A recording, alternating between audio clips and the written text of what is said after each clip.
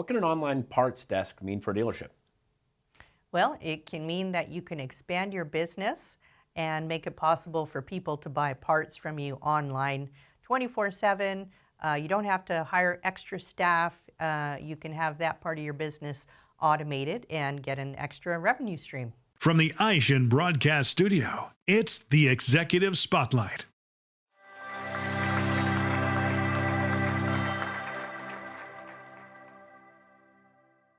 Welcome to the AutoSuccess Executive Spotlight. I'm your host, Brian Ankney. Today, our guests are Jay Funnell and Stephanie Benger from Data Here to There. Welcome, guys. Thanks for having us. I'm really excited to have you come in. You are the first guests ever in our studio from Edmonton. Thank you for coming. In case you don't know where that is, that's in Alberta, Canada. So let's get started with a little bit about an online parts desk. Tell me about it. What is an online parts desk? Well, it's like a regular store, only entirely online. So you can take your existing dealership, and this would be something that you would add on. We can build a store for you, or we can just plug in one of our apps to just automate this online store. So basically, it's a way to just add an extra revenue stream. You can be selling parts through your online parts desk. Yeah, it's a parts desk that doesn't sleep, so you don't have to have anybody at the helm. It runs online. People can order at any time of day. The other thing too is really different is that you don't have to hold all the inventory locally. So with our system, you can drop ship. So we send the orders to your existing distributors. Oh, wow. I mean, that's a problem that every parts department has is space, right? So you can sell more without adding space. That's right. Yeah. Exactly. Wow, well, let's talk about the implementation. If I'm a dealer and I'm watching this right now and I say, boy, I want an online parts desk, what does the implementation look like? Chances are you already have a relationship with one or more suppliers. So we would start there. So either you plug in one of our apps. So we have the Turn 14 distribution app if you happen to have a relationship with them. Or there's the Slingshot Automotive app if you have a relationship with any of a number of other distributors. There's about 30 on there.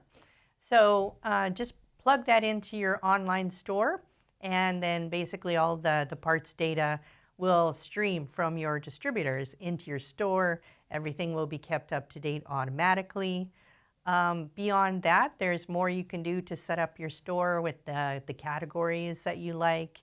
You can feature certain vehicles.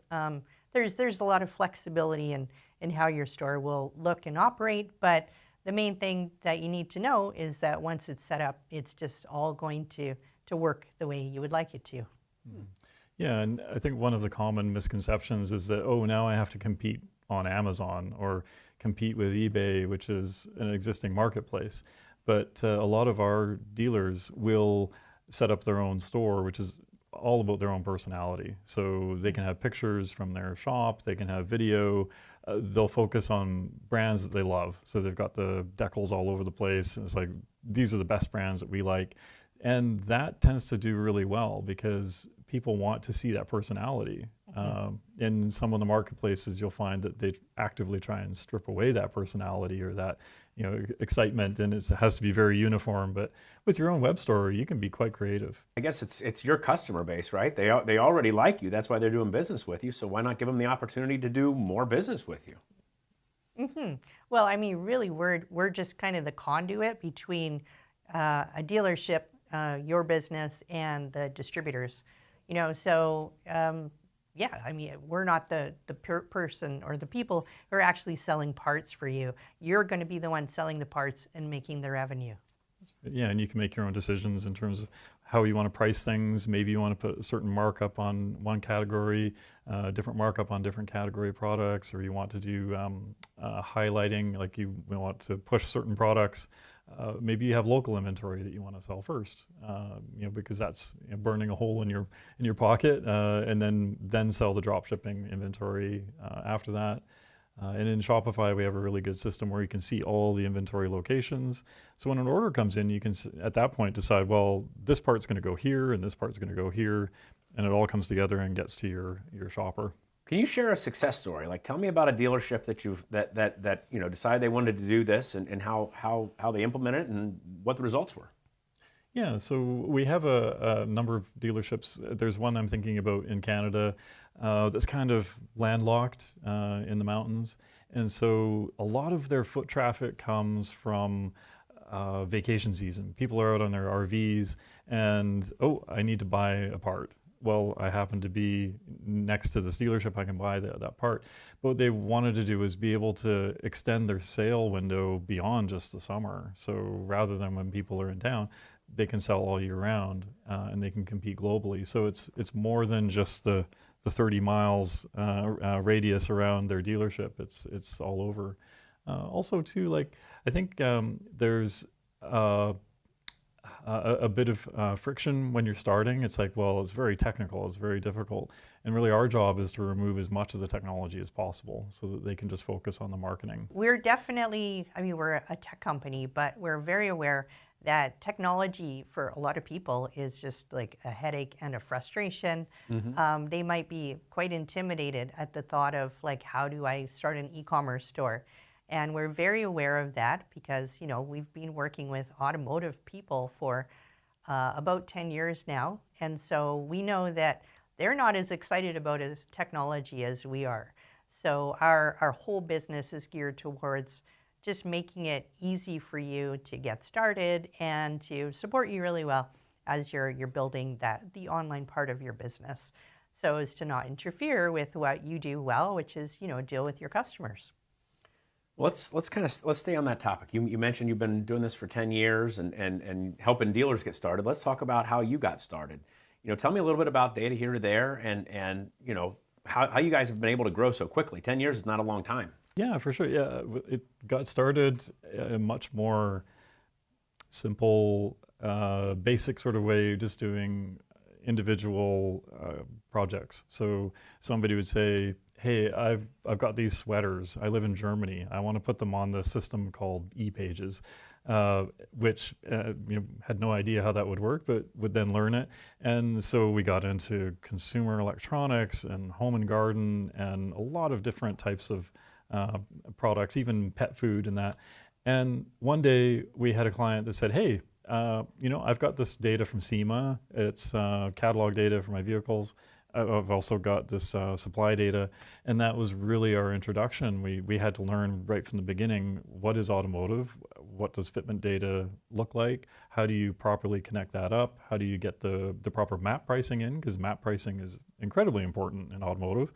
And from there, we completely focused on automotive. We found that this is just a fascinating field, and all of the projects were very challenging, very interesting. And from there, we were able to boil it down into our apps. And these are things you can just go onto Shopify, click, install, and now you get the products in your store. We started at a time when we both had full-time jobs. Jay has a degree in computing science, and I have a degree in library and information studies. So those are the backgrounds that we come from. And we started to brainstorm about how we could start a company and what it would focus on. So at the time when we started this, data was like a hot topic in a growing field. So we came up with just this pretty broad concept of making it so that people could send data from here to there from one online service to another and have that all work like seamlessly. So that's why we're called Data Here to There instead of, Auto Parts Data are Us or something like that.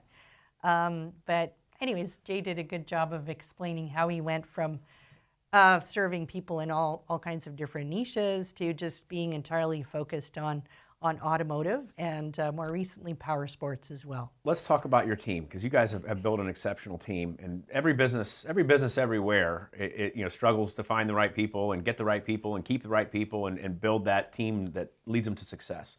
Tell me about how you've been able to do that.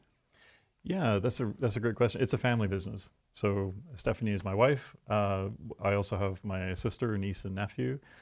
We also have employees, developers who we consider to be family. We all live in the same city. Originally, the temptation is, oh, you should outsource, or you should go abroad, and it's cheaper to do it that way. And we felt, actually, we want to centralize. We want to have everybody in the same location so we can see each other face to face. That's kind of a luxury these days. We can go to a restaurant, we can have a meal and enjoy that together. And then there's also all of the virtual meetings that we do. So the thing is, we're a small tech company and we want to keep it kind of lean and mean. And so even though like most of our employees are family, we always do go through an interview process, and we do get a lot of applications. So people, like everybody we hire, has to be a really key and useful part of the team. So even though we're a tech company and like innovation is obviously important, and we have to keep like continually improving and adding on to our apps and our line of turnkey stores, Shop in a Box, we still do keep the customers front and center, because we do realize that's still the lifeblood of any business. So we have an awesome support team, and they always just make sure that every problem that a customer brings to them is solved to their satisfaction. Yeah, we sometimes even have customers contact us about problems that are outside of our scope. So, how do I do this particular thing in Shopify? And they're experts in other areas too, so they can help and say, well, that's not actually our part of our thing or our software, but this is what we found helps other dealers. And then also we're a Shopify Plus partner, so we have dedicated support through that channel, and we're able to help people pretty quickly. Early in the interview, you guys mentioned that the dealer's not going to be trying to compete with eBay or Amazon, not be everything to everybody. But with drop shipping and distributors and some of the other things you mentioned, there's a lot of things a dealer could choose to sell. How does a dealer figure out what products they want to put into their online parts desk? It all starts from what their specialty is. So you were asking about some of our customer success cases.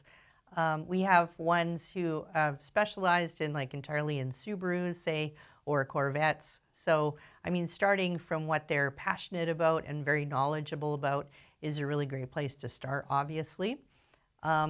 We never advise people to just go right out and try to compete with AutoZone or Rock Auto and sell all things to all people.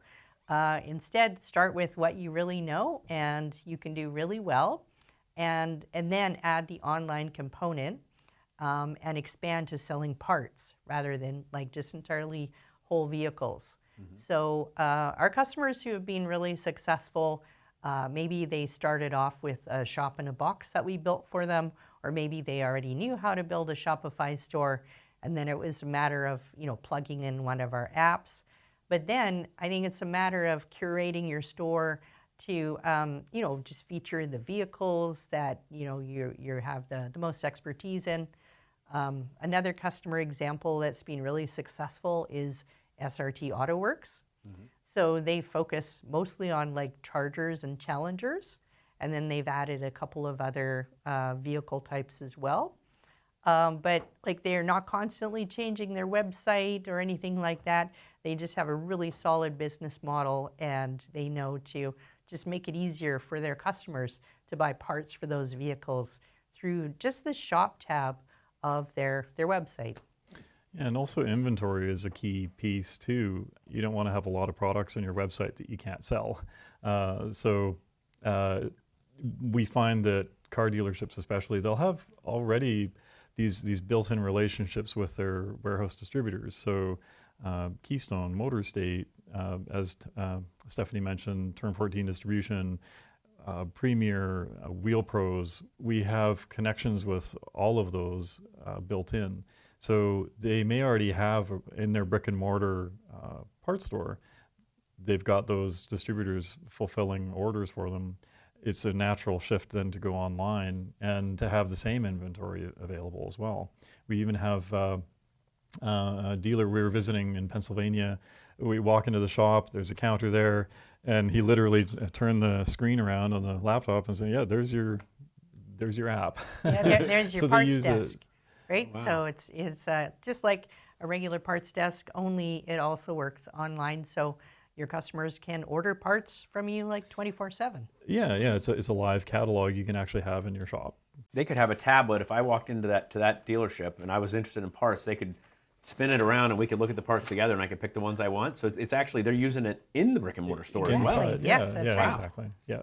That's definitely better customer engagement, as opposed to, oh yeah, I've got this one and this one and this one. Hey, let's take a look at it together and pick the one that you like best. That's right. And also speed shops too, we find that they have a really good following in their city. And so they can even hand out their URL on a business card.